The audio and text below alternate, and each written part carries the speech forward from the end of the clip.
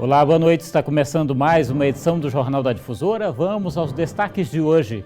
Transferido para a unidade prisional, empresário suspeito de racismo em Imperatriz. Transporte semiurbano volta a operar com 100% da frota a partir da semana que vem.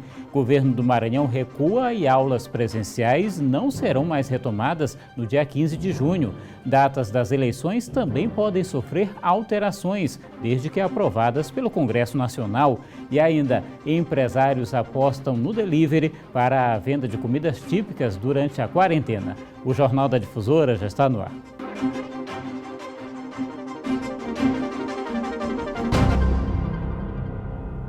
A Agência Estadual de Mobilidade Urbana e Serviços Públicos autorizou a circulação de 100% da frota do sistema de transporte coletivo semiurbano, isso a partir da próxima segunda-feira. O uso de máscaras de proteção continua sendo obrigatório. Com o aumento de casos do novo coronavírus e, consequentemente, a redução de coletivos trafegando, o transporte público na Grande São Luís se tornou alvo de reclamações, principalmente por conta do tempo de espera nas paradas. Seu Alexandro revela que todos os dias tem precisado de muita paciência para aguardar pelo ônibus. Esse é o mais angustiante nesse momento, né? Essa situação que a gente está passando, é a espera do ônibus, que já poderia estar em casa, eu ainda estou aqui aguardando. Dona Silvia só tem saído de casa em situações de extrema necessidade e notou que os ônibus estão demorando bem mais que o habitual, o que para ela acaba sendo um enorme transtorno. Tenho meu marido acamado e eu preciso estar em casa a tal hora para dar o remédio dele. E aí ele precisa logo desse remédio, né? Aí passa mais de 1h30 para chegar em casa. A partir da próxima segunda-feira, os ônibus que integram o sistema de transporte semiurbano voltarão a circular normalmente na região metropolitana de São Luís. Para quem tem reclamado constantemente sobre a demora dos coletivos, essa é sem dúvida uma boa notícia. Mas para que não ocorra a possibilidade de disseminação da Covid-19 dentro dos ônibus, os usuários precisarão ficar atentos a alguns cuidados considerados imprescindíveis. Nós temos exercido a fiscalização acerca dos ônibus que circulam na nossa ilha, a fiscalização com relação às embarcações que fazem o transporte aquaviário entre a Ponta da Espera e o terminal do Cujupe, a fim de que todos os usuários eles utilizem máscaras, que tanto ônibus quanto embarcações sejam higienizadas após cada viagem, né? Além, claro, de verificar a questão da lotação, tanto das embarcações quanto desses ônibus. A intenção dessa medida, segundo a Agência de Mobilidade Urbana, é prestar um serviço à população com mais eficiência, respeitando todas as normas sanitárias. Seguir as normas sanitárias constantes nos decretos do Estado e também de possibilitar às empresas e aos usuários melhores condições para a obediência dessas normas sanitárias. E o governador Flávio Dino postou hoje pela manhã em uma rede social que as aulas presenciais que seriam retomadas de forma gradual no próximo dia 15 não serão mais retomadas nesta data. Abre aspas, como diz o decreto editado na semana passada, datas serão objeto de nova previsão na próxima semana. Fecha aspas. A Secretaria de Estado da Educação reforçou em nota que o governo do estado vem prorrogando a suspensão das aulas presenciais de 15 em 15 dias, sempre após a avaliação epidemiológica, e que as aulas só serão retomadas de forma gradual e escalonada quando forem liberadas pelas autoridades sanitárias.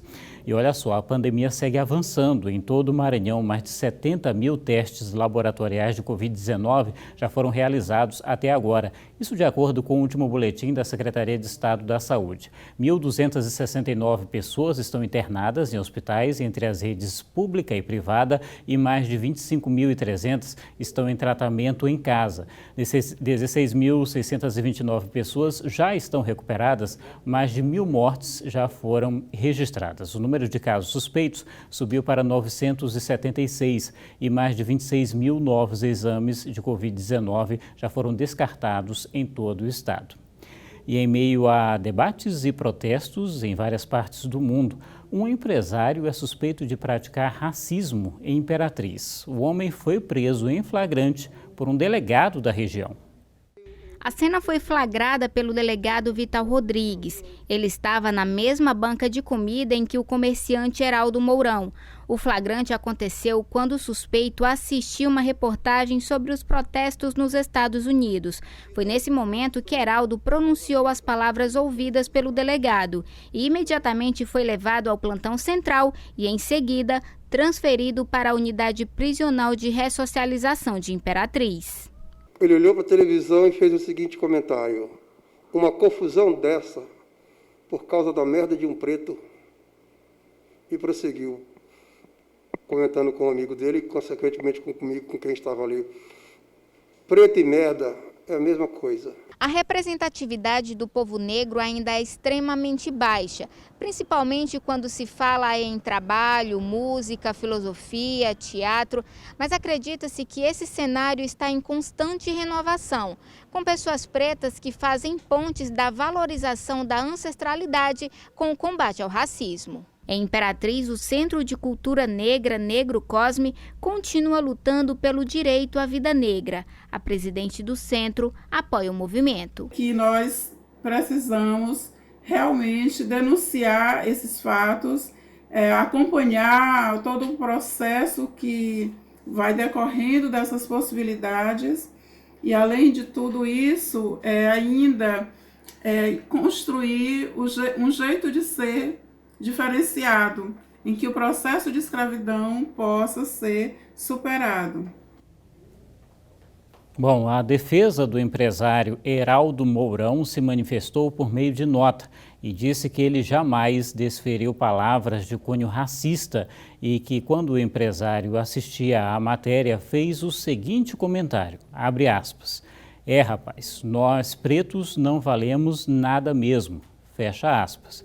A nota cita ainda que o comentário não foi no sentido de criticar, aliás, o sistema que não trata com igualdade pessoas negras e brancas e que tanto o acusado quanto o interlocutor, no caso o delegado, são negros e ele jamais praticaria qualquer ato de racismo contra igual. Daqui a pouco, o Dia dos Namorados marca a retomada gradual do comércio no interior do estado. E ainda, presidente do TRE e juízes eleitorais discutem possíveis mudanças nas datas das eleições.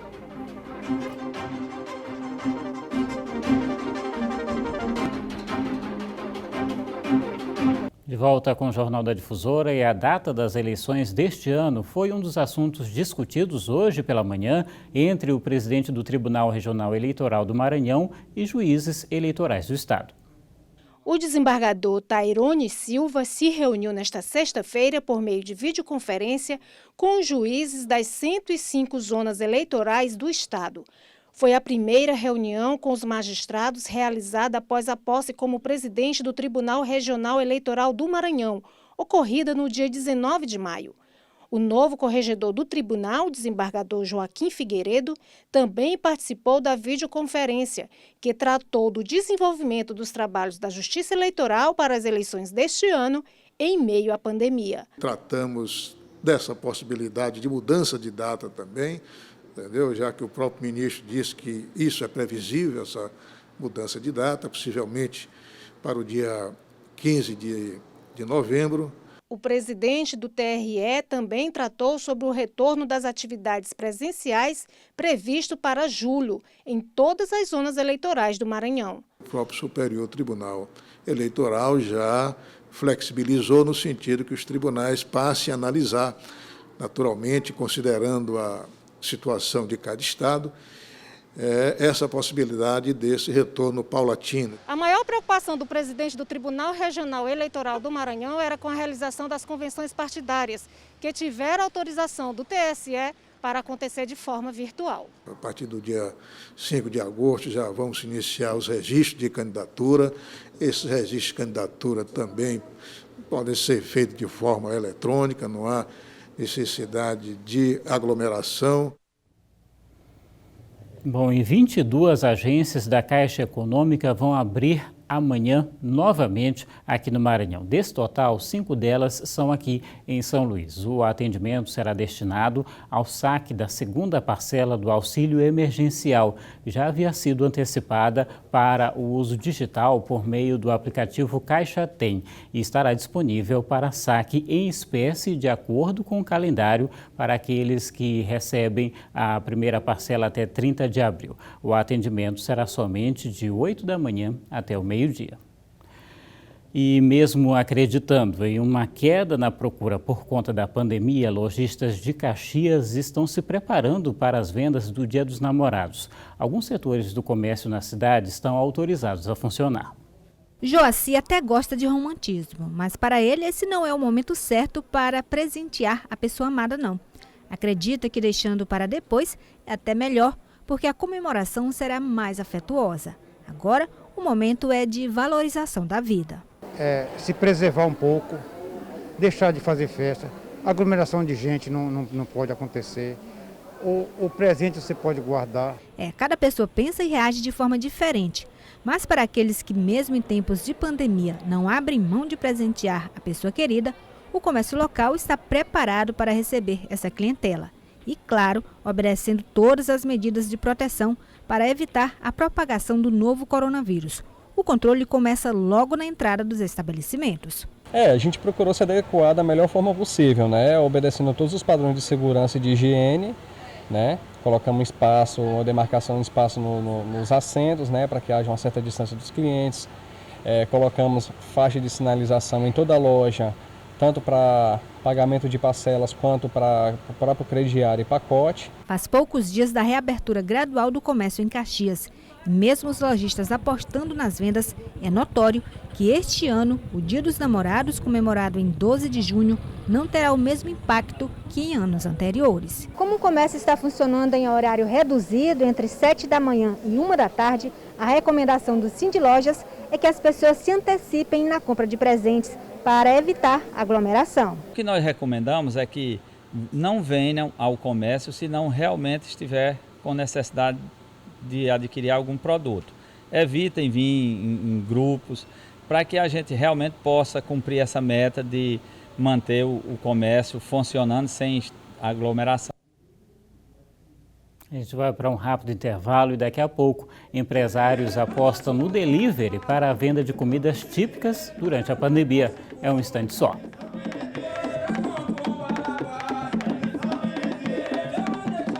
De volta com o Jornal da Difusora e olha só que bacana. A partir de amanhã, a Copa do Nordeste está de volta à tela da TV Difusora. Vamos reviver durante 4 sábados a trajetória do Sampaio Corrêa rumo a um título histórico inédito. Adalberto Melo tem os detalhes.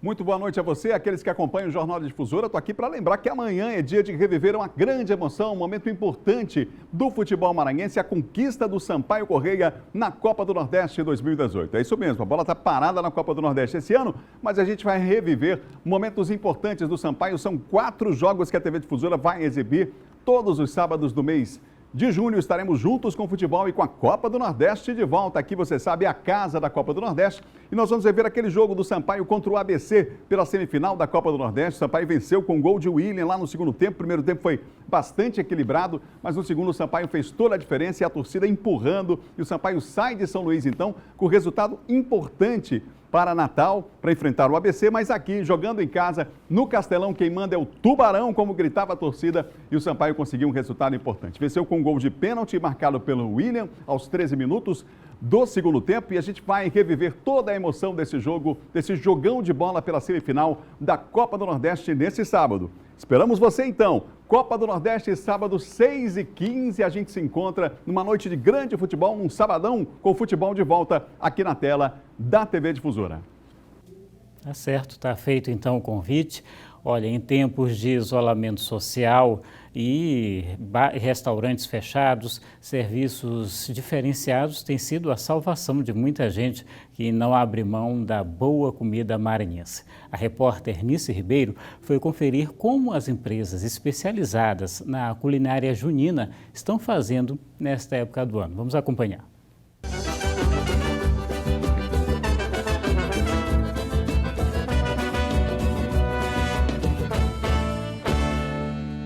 do ano que tem cheiro, sons e sabores bem definidos.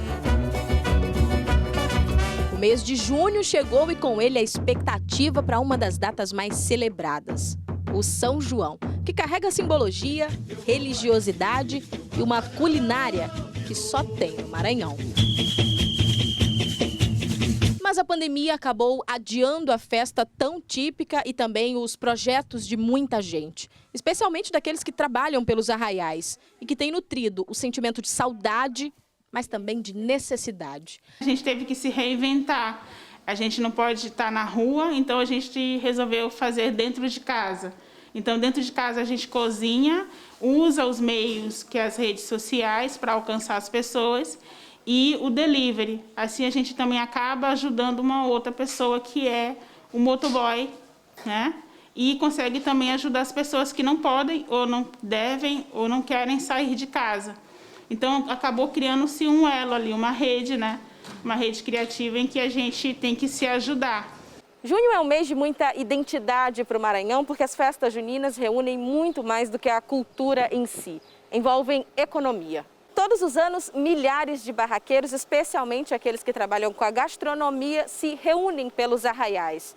A exemplo aqui do Parque Folclórico da Vila Palmeira. Em outros anos, isso aqui já estava tudo preparado para receber essas pessoas durante a festança. E esse gostinho de São João, literalmente, pode não fazer parte do mês mais festeiro do ano da mesma forma. Mas quem trabalha com a culinária típica dessa época também tem se reinventado. Como é o caso da Nanda. Ela vende comida vegana e precisou se reinventar. Agora, por exemplo, a torta de coco, o mingau de milho, o vatapá e até o arroz de cuchá vegetarianos podem ser pedidos através do delivery. Você tem a oportunidade de comer uma comida, uma culinária típica, nordestina, maranhense, no sabor, no seu prato, né? Independente dela ser vegetariana ou dela ser tradicional, dela ser convencional. O que vale mesmo é o sabor que está aqui, E a gente procura brincar com isso, aguçar a memória das pessoas através do paladar. E como nessa época as atrações culinárias são de encher os olhos e a boca d'água, outras empresas têm dado um jeito de fazer isso chegar na casa dos maranhenses. Esse restaurante temático, que sempre abriu as portas durante o São João, inserindo a comida típica no cardápio, também aderiu ao delivery e prepara kits juninos com o melhor da comida maranhense. A música era a música de São João e a nossa comidinha era a comidinha de São João e nós nos tornamos um São João, um arraial fora de um arraial. E quando a gente fala que a gente quer levar o São João para casa do nosso cliente, do nosso convidado, é justamente isso. É de realmente resgatar nele essa lembrança afetiva do São João e saber que esse ano não teve, mas ano que vem, se Deus quiser, vai ter. A pandemia mudou a rotina de quase tudo e mesmo cancelando o São João, trouxe os nossos sabores tão típicos para a mesa. Agora, basta um clique para ter comida de São João em casa.